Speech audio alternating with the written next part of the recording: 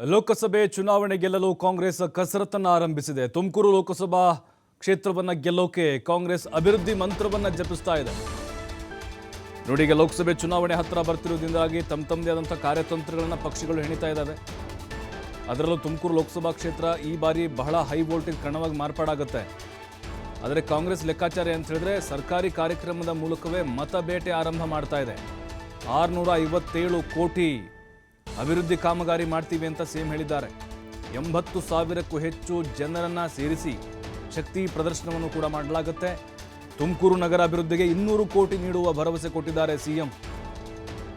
ನೋಡಿ, ಅಭಿವೃದ್ಧಿ ಮೂಲಕವೇ, ಅಭಿವೃದ್ಧಿ ಕಾಮಗಾರಿಗಳ ಮೂಲಕವೇ, ಈ ರೀತಿ ಭರವಸೆಗಳ ಮೂಲಕವೇ ಈಗ ಲೋಕಸಭಾ ಚುನಾವಣೆಯ ಒಂದು ತಯಾರಿ, ಒಂದು ಪ್ರಚಾರ ಅಂತ ಅಂದ್ಕೊಳ್ಳಿ. ಕಾಂಗ್ರೆಸ್ ಈಗ ಆರಂಭವನ್ನು ಮಾಡಿದೆ ಅಭಿವೃದ್ಧಿ ಕೆಲಸಗಳ ಮೂಲಕ.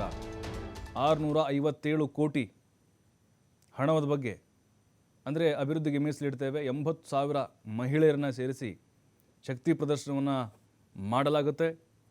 ಅದರಲ್ಲೂ 200 ಕೋಟಿ ತುಮಕೂರಿಗೆ ಅಂದರೆ ನಗರದ ಅಭಿವೃದ್ಧಿಗೆ 200 ಕೋಟಿ ಕೊಡುವಂತಹ ಭರವಸೆಯನ್ನು ಸಿದ್ದರಾಮಯ್ಯನವರು ಕೊಟ್ಟಿದ್ದಾರೆ. ನೋಡಿ, ಓವರಾಲ್ 657 ಕೋಟಿ ಅಭಿವೃದ್ಧಿ ಕಾಮಗಾರಿ ಮಾಡ್ತೀವಿ ಅಂದರೆ ತುಮಕೂರು ಜಿಲ್ಲೆಯಲ್ಲಿ ಎಲ್ಲ ತಾಲೂಕುಗಳನ್ನು ಒಳಗೊಂಡಂತೆ.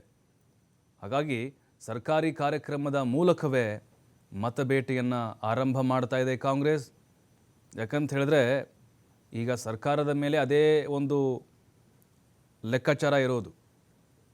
ಈಗ ವಿರೋಧ ಪಕ್ಷಗಳಾಯಿತು ಅಂತ ಹೇಳಿದ್ರೆ ಅವು ಕಾಂಗ್ರೆಸ್ ಸರ್ಕಾರದ ವೈಫಲ್ಯಗಳನ್ನು ಅಥವಾ ಅವರ ವಿರುದ್ಧ ಹೋರಾಟವನ್ನು ಮಾಡ್ತಾ ಓಟನ್ನು ಕೇಳಬಹುದು. ಕಾಂಗ್ರೆಸ್ನವ್ರು ಹೆಂಗೆ ಓಟ್ ಕೇಳೋದು, ಯಾವ ಆಧಾರ ಇಟ್ಕೊಂಡು ಕೇಳೋದು? ನಮ್ಮ ಸರ್ಕಾರ ಅಂದರೆ ಅವ್ರ ಸರ್ಕಾರ ಮಾಡಿರುವಂಥ ಅಭಿವೃದ್ಧಿ ಕೆಲಸಗಳ ಮೇಲೇ ಅವರು ಓಟ್ ಕೇಳಬೇಕಾಗತ್ತೆ. ಮತ್ತಷ್ಟು ಮಾಹಿತಿ ಸಂತೋಷ್ ನೀಡ್ತಾರೆ. ಸಂತೋಷ್, ಈಗ ತುಮಕೂರು ಹೈ ವೋಲ್ಟೇಜ್ ಕ್ಷೇತ್ರ ಆಗೋದ್ರಲ್ಲಿ ಯಾವುದೇ ಅನುಮಾನ ಇಲ್ಲ. ಅಂದರೆ ಸರ್ಕಾರಿ ಕಾರ್ಯಕ್ರಮಗಳ ಮೂಲಕವೇ ಅಧಿಕೃತವಾದಂಥ ಒಂದು ಪ್ರಚಾರ ಕಾರ್ಯವನ್ನು ಶುರು ಮಾಡ್ದಂಗೆ ಕಾಣಿಸ್ತಾ ಇದೆಯಾ ಕಾಂಗ್ರೆಸ್ ಸರ್ಕಾರ ಅನ್ನೋದು? ಪ್ರಭು, ಖಂಡಿತವಾಗ್ಲೂ ಕೂಡ ಇನ್ನೇನು 3-4 ತಿಂಗಳು ಮಾತ್ರ ಲೋಕಸಭಾ ಚುನಾವಣೆಗೆ ಬಾಕಿ ಇರ್ತಕ್ಕಂಥದ್ದು. ಅದರಲ್ಲೂ ಕೂಡ ಈ ಬಾರಿ ತುಮಕೂರು ಲೋಕಸಭಾ ಕ್ಷೇತ್ರವನ್ನು ಕಾಂಗ್ರೆಸ್ ತೆಗೆಯಬೇಕು ಅಂತ ಸಾಕಷ್ಟು ರೀತಿಯ ಒಂದು ತಂತ್ರಗಾರಿಕೆಯನ್ನು ಕೂಡ ಕಾಂಗ್ರೆಸ್ ಮಾಡ್ತಾ ಇರ್ತಕ್ಕಂಥದ್ದು. ಅದರಲ್ಲೂ ಇರುವಂತ 28 ಕ್ಷೇತ್ರಗಳಲ್ಲಿ 28 ಗೆಲ್ಲಬೇಕು ಅನ್ನೋ ಒಂದು ನಿಟ್ಟಿನಲ್ಲಿ ಈಗಾಗಲೇ ಕೂಡ ಮುಂದಾಗಿರ್ತಕ್ಕಂಥದ್ದು.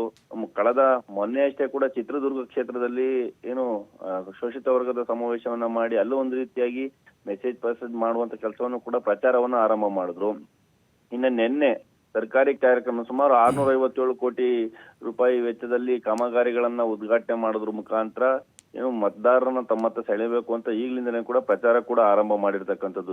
ಪ್ರತಿ ಬಾರಿಯೂ ಕೂಡ ಸರ್ಕಾರದಲ್ಲಿ ಹಣವೆಲ್ಲ ಎಲ್ಲವೂ ಕೂಡ ಗ್ಯಾರಂಟಿಗಳಲ್ಲಿ ಮುಳುಗೋಗಿದೆ ಅಂತ ಹೇಳಿ ಟೀಕೆಯನ್ನ ಮಾಡ್ತಿದ್ದಂತ ಬಿಜೆಪಿಗೆ ಒಂದು ರೀತಿಯಾಗಿ ಉತ್ತರ ಕೊಡಲು ಕೂಡ ಮುಂದಾಗಿರ್ತಕ್ಕಂಥದ್ದು.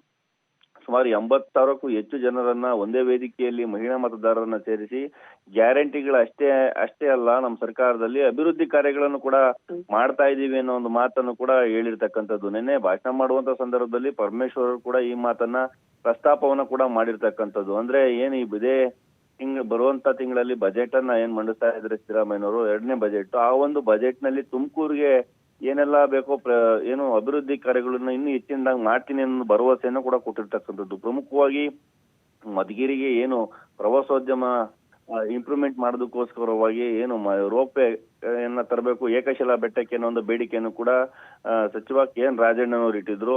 ಅದನ್ನ ಕೂಡ ಮಾಡ್ಕೊಡ್ತೀನಿ ಅನ್ನೋ ಮಾತನ್ನು ಕೂಡ ಹೇಳಿರ್ತಕ್ಕಂಥದ್ದು. ಅದೇ ರೀತಿಯಾಗಿ ಮತ್ತೊಂದು ತುಮಕೂರು ನಗರದಲ್ಲಿ ವಸಂತ ನರಸಾಪುರ ಇಂಡಸ್ಟ್ರಿಯಲ್ ಏರಿಯಾದಲ್ಲಿ ಬರ್ತಕ್ಕಂಥ ಇಂಟಿಗ್ರೇಟೆಡ್ ಟೌನ್ಶಿಪ್ ಅನ್ನ ಮಾಡ್ಬೇಕು ಅನ್ನೋ ಒಂದು ಬೇಡಿಕೆಯನ್ನು ಕೂಡ ಇಟ್ರು.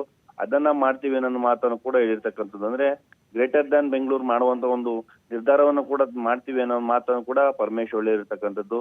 ಜೊತೆಗೆ ತುಮಕೂರಿನ ಮಾದರಿಯಲ್ಲೇ ಕೂಡ ಬೆಂಗಳೂರಿಗೂ ಕೂಡ ಬೆಂಗಳೂರು ಮಾದರಿಯಲ್ಲಿ ಕೂಡ ತುಮಕೂರಿಗೂ ಕೂಡ ನಮ್ಮ ಮೆಟ್ರೋ ಬರಬೇಕು ಅನ್ನೋ ಒಂದು ಕಾನ್ಸೆಪ್ಟ್ಗೆ ಈಗಾಗಲೇ ಕೂಡ ಸಿಎಂ ಅವ್ರಿಗೆ ಮನವಿಯನ್ನ ಕೂಡ ಕೊಟ್ಟಿರ್ತಕ್ಕಂಥದ್ದು. ಅಂದ್ರೆ DPR ಅನ್ನ ಮಾಡಿ ನಮ್ಗೆ ಕೇಂದ್ರ ಮತ್ತೆ ರಾಜ್ಯ ಸರ್ಕಾರ PPP ಮಾಡೋದ್ನಲ್ಲಿ ಇದಕ್ಕೆ ಅನುಮತಿಯನ್ನ ಕೊಡಬೇಕು ಅನ್ನೋ ಒಂದು ಮಾತನ್ನು ಕೂಡ ಹೇಳಿರ್ತಕ್ಕಂಥದ್ದು.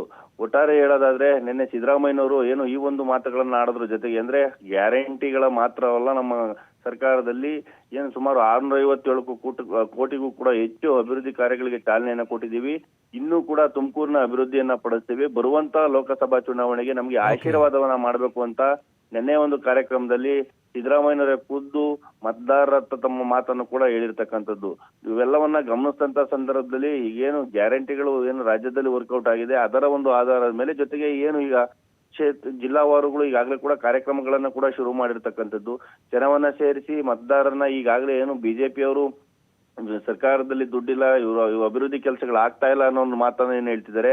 ಒಂದು ರೀತಿಯಾಗಿ ಬಿಜೆಪಿಗೆ ಟಕ್ಕರ್ ಅನ್ನ ಕೊಡ್ತಾ ಏನು ಲೋಕಸಭಾ ಚುನಾವಣೆಗೆ ಸದ್ದಿಲ್ಲದೆ ಕೂಡ ನಿಜವಾಗಿ ಕ್ಲೀನ್ ಆಗಿ ಕೂಡ ತಯಾರಿಯನ್ನ ಮಾಡ್ಕೊಂಡು ಬಿಜೆಪಿಗೆ ಕೌಂಟರ್ ಕೊಡಲು ಕೂಡ ಒಂದು ರೀತಿಯಾಗಿ ಕಾಂಗ್ರೆಸ್ ರೆಡಿ ಆಗಿದೆ ಅಂತಾನೆ ಕೂಡ ಹೇಳ್ಬೋದು ಪ್ರಭು.